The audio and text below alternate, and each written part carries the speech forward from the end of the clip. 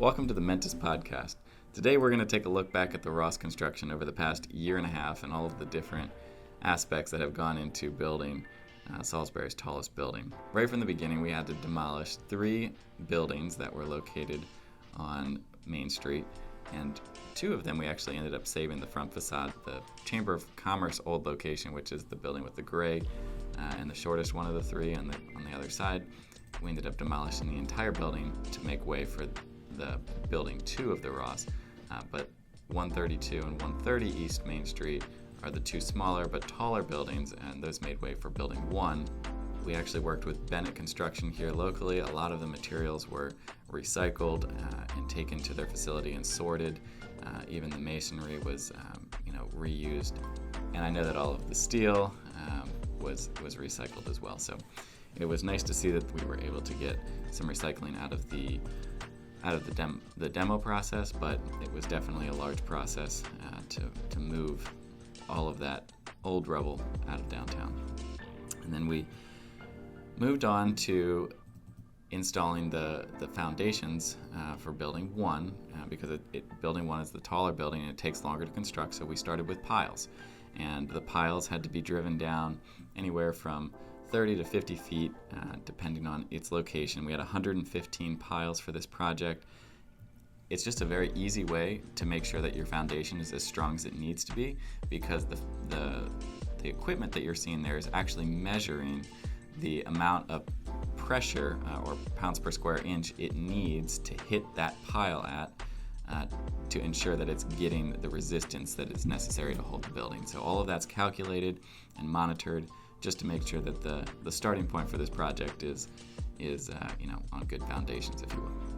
And after all the pile caps were completed and the foundations were ready, we were ready to go vertical on the project. As you can see here, we taking a look at the front facades. They're braced up by large steel scaffolding, and they did not get reattached to the structure until the building was well above the 5th floor. And then we slowly reconnected the front facades, and we were able to take away that steel that you see there in the beginning of the video. That concrete is being poured out of a pump truck, which we used probably until about the 7th floor. It's a way for the contractors to pour the concrete out of the trucks and then pump it up to a higher elevation and pour it into a location, and it's just a much more efficient way to do things. And eventually they had to switch over to using a large bucket, which they picked up with the tower crane, which you see getting installed right now. The tower crane was installed in multiple different pieces and was shipped in on multiple different trucks, and the height of the crane initially had to be installed below 200 feet to make sure that we weren't impacting FAA regulations. We got our FAA approval and then later had to jump the crane up another 20 or 30 feet so that the crane could reach the top point of the building, which is now at 185 feet. We were able to work with the local fire department actually to get that large garrison flag, which we flew from the tower crane for a day or 2, and that was a lot of fun. Looking forward to doing that again in the future on future projects. And right now you can see the start of Building 2's foundations are beginning, and in Building 1 they're doing the framing on the lower floors with the electrical, plumbing, and the sprinkler system. And then you see some outriggers, which guys there's some guys standing on the side of the building there. They're the outriggers that were hanging out the side of the building. That's actually so that the contractors can get deliveries of materials or take out trash, and then the crane can pick up that material from inside the building. And again, back here using the pump truck, and this is the pump truck on Building 2, and they had to do multiple pours on Building 2 for the 2nd floor. On the 1st floor, we were able to do the entire pad in one day, but on the 2nd floor, they had to break up that pour into two different days because the concrete is actually roughly, I think, 15 inches thick on that floor. And as you can see, the exterior of the building is starting to go on in this in this video. The ephes is the chosen siding for the building, or the exterior skin of the building, which is it's basically an insulating layer to the building, and it looks like concrete when it's completely done. And right now they're putting on the insulation, which is like a white foam board insulation to the building, and then they cover it with waterproofing. The paint comes at the very, very end so that you can get the color.